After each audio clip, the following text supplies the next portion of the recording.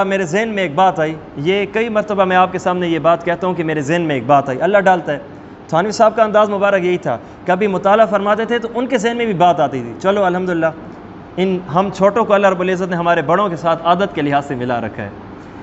میرے ذہن میں یہ بات آئی، اتنی بڑی عظیم الشان لڑائی ہے اسلام کی سب سے پہلے، جسے آج میں اور آپ، ہمارا چھوٹا چھوٹا بچہ بدر کے نام سے واقف ہے، اس پر عثمان غنی رضی اللہ عنہ کو روک دیا جاتا ہے۔ کس وجہ سے؟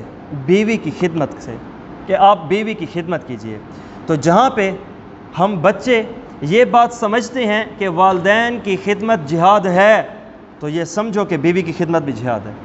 بیوی کی خدمت کی ہے، ثواب جہاد کا ملا ہے، صحیح ہے؟ تو اس لیے اب آج کا معاشرہ ایسا ہے، افسوس کی بات ہے، ماں کی بات مانے گا تو ہمارا معاشرہ کہتا ہے بچہ بڑا فرما بردار ہے، باپ کی بات مانے گا ماشاءاللہ بڑا نیک ہے، باپ کی بات مانتا ہے، اور اگر بڑے بھائی کی بات مانے گا ماشاءاللہ ان کے گھر کے آداب اخلاق طور طریقے بڑے اچھے ہیں، اور اگر بیوی کی مانے گا اے رن مرید ہے، لا حول ولا قوت الا باللہ۔ عثمان غنی کے بارے میں کیا کہو گے؟ رن پیر بڑھو لیکن صحیح طریقے سے۔ تو یہاں سے ایک بات یہ سمجھ آئی کہ جہاں پہ والدین کی خدمت انسان کو کرنی چاہیے، وہاں پہ یہ بات بھی سمجھ آنی چاہیے کہ بیوی کی خدمت بھی ہونی چاہیے۔ کیوں صرف اس وجہ سے لاپرواہی ہے جو یہ کسی اور کے گھر کی ہے؟ ارے عزت تو تیری ہے، حرم تو تیرا ہے، تو ہمیں بھی تو ایک غیرت کے حساب سے معاملہ چلانا چاہیے۔ میں نے مستقل اس کے اوپر ایک بیان رکھا تھا، سنہری ازدواجی زندگی، اس کے اوپر خامد اور اس کی غلطیاں، بیوی اور اس کی غلطیوں کے اوپر میں نے الحمدللہ بات کی تھی پورے 3 دن، بعد نماز مغرب تا عشاء، دوستوں کے سوالات علیحدہ۔ مجھے امریکہ تک سے اس بنیاد پہ کالیں آئی ہیں کہ حضرت تمہیں خود بھی شاید نہ پتہ ہو کہ تمہارے بیان نے کتنے گھروں کو طلاقوں سے بچایا ہے۔ میں نے نیٹ پہ دوستوں سے پوچھا اس بیان پہ کوئی تبصرہ کیجئے، تو انہوں نے کہا حضرت آپ کو نہیں پتہ یہ ڈیرہ اسماعیل خان کہ میں ایک ایک محلے کے نام لے کر آپ کو کہوں کہ کتنے خاوندوں نے کہا ہے کہ اللہ تعالیٰ بھلا کرے ایسا کو طلاقہ کھلتا بچایا۔ تو میرے بھائیو، ایک دوست نے تبصرہ کیا مولانا اتنے گالیاں قرآن حدیث سے کو بیوی دے بارے دسن تو پتہ ہی کو نہیں۔ اس لیے اس حساب سے بھی بندے کو دیکھنا چاہیے، یہ معاملہ نہیں ہے کہ میں تھوڑا بڑا ہوں تو اس کا مطلب ہے کہ میں فرعون بھی بن جاؤں۔ عہدیدار ہونا اور ہے، بااخلاق ہونا اور ہے، صرف کرسی کا مل جانا عبادت نہیں ہوتی، اخلاق بھی اپنانے چاہیے۔ بلکہ میں آپ کو حدیث بتاؤں، حدیث پاک میں آتا ہے نبی علیہ السلام نے جہاد کا اعلان فرمایا، ایک صحابی آ گئے یا رسول اللہ میں بھی جاؤں گا۔ نبی علیہ السلام کا سب سے پہلا سوال کہ والدین راضی ہیں؟ فرمایا یا رسول اللہ وہ تو رو رہے ہیں۔ فرمایا اضحکہما کما ابکیتہما، جیسے رلا کے آئے ہو نا ہنسا کے آؤ۔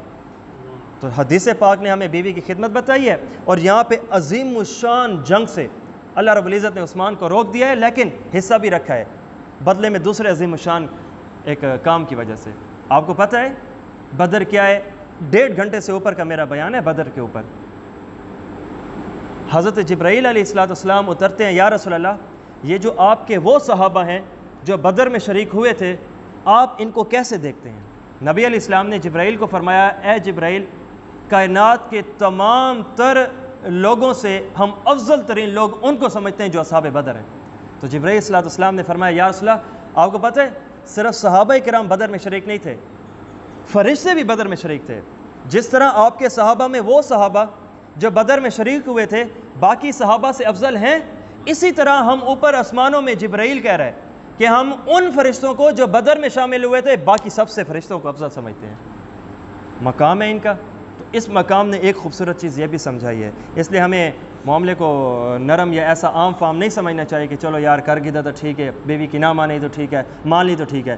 میں یہ نہیں کہہ رہا کہ وہ آدھی ونجے تھے منی ونجو، میں کہہ رہا ہوں بات صحیح ہو نا تو ماننے میں کوئی مسئلہ نہیں ہے۔ بلکہ جب میں بدر کا مطالعہ کر رہا تھا اس وقت بھی میرے ذہن میں ایک بات آئی، یہ آپ ذہن میں بٹھا لیں کہ میرے ذہن میں بات آئی۔ تو وہاں پہ جب میں مطالعہ کر رہا تھا تو نبی علیہ السلام نے جنگ کے لیے ایک علاقہ، جس طرح ہم گھروں کو دیکھتے ہیں نا کہ کس جگہ ہم اپنا گھر بنائیں، پلاٹ خریدیں وغیرہ وغیرہ، تو نبی علیہ السلام نے مناسب جگہ جنگ کے لیے تجویز فرمائی۔ تو ساتھ ایک صحابی رسول تھے، انہوں نے عرض کیا یا رسول اللہ کیا خیال ہے کہ اس جگہ پہ اگر ہم پڑاؤ اپنا کر لیں، رات یہاں پہ گزار لیں، صبح دشمن سے ادھر سے ہی لڑائی کریں گے؟ تو نبی علیہ السلام نے دوسری جگہ منتخب فرمائی تھی۔ صحابی سے پوچھا اس جگہ کا انتخاب کرنے کی تیری کیا وجہ ہے؟ تو انہوں نے کہا یا رسول اللہ اس پورے راستے میں 3 کنویں آتے ہیں، پہلا کنواں، پھر اس سے اگلا کنواں، پھر اس سے ویری نیکسٹ تھرڈ ون، تیسرا کنواں۔ اگر ہم نے پہلے کنویں کے پاس اپنے پاس بٹھا کے نظام چلا لیا نا، اس کا نقصان یہ ہوگا کہ کفار کو آگے 2 کنویں مل جائیں گے، وہ بھی اپنے پانی سے نفع اٹھا لیں گے۔ اور اگر ہم اپنا چل کے پہلا کنواں بھی اپنے پیچھے کر لیں، کراس کر کے اگلا کنواں اور اس سے اگلا کنواں، تیسرا کنواں ہم لے لیں نا، ان کے پاس آنے کے لیے کوئی کنواں نہیں ہوگا جس پہ وہ رات گزاریں گے، اچھے طریقے سے گزاریں گے اور ان کو پانی ملے گا۔ یوں نبی علیہ الصلوۃ والسلام نے اس صحابی رسول کو دیکھا، فرمایا واہ کیا تیرا مشورہ ہے اور کیا تیرے مشورے کے اوپر کیا بہتر دلیل ہے۔ انہوں نے فرمایا اب میں نے جو انتخاب کیا تھا اسے چھوڑو، جو تم نے انتخاب کیا ہم اسی کے مطابق رات وہاں پہ گزاریں گے۔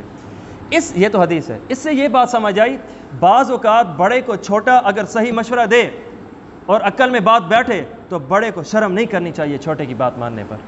اس لیے بیوی ہمارے ماتات ہے پر انسان تو ہے، اگر وہ صحیح بات کر دے، یہ میرا موضوع نہیں ہے، وگرنہ میں آپ کو بتاتا صحابیات میں اللہ رب العزت نے کیا پائے کی عقل رکھی تھی، انتہا کی سمجھداری تھی، ایک چھوٹے بہت بڑے مسئلے پر چھوٹی سی رائے دے کر مسئلے کو حل کر دیتے تھے۔